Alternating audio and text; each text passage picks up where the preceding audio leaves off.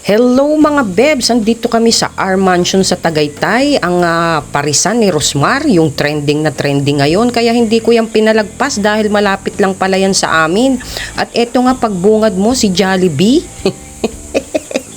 At nakakainis nga itong videographer ko kung saan ako magturo, hindi niya yun ang tutukan, laging nakatutok sa akin mga bebs. At yan ang dining area nila sa baba. At meron din dun sa taas, ang taas doon ang ordering. Ayan mga bebs, ang mamili ka dyan. Ang pinili ko is yung Paris Overload. Yung mga nandyan, mga separate mong o-ordering yan mga bebs, at nag-separate order nga ako ng chicken. Napakasarap ng chicken nila at malaki, parang palad ni Incredible Hulk. At ayan nga, napakalinis ng kanilang mga station. At eto naman yung rice station nila. Buti na lang at hinanap ko to sa Google Maps mga bebs. Napakalinis ng pantry nila mga bebs. At napakarami talagang kumakain dito.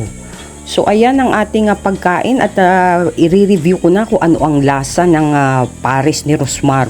Masarap yung lechong kawali Paris at ganun din yung manok.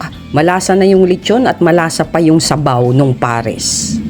So yun lang mga bebs, good vibes.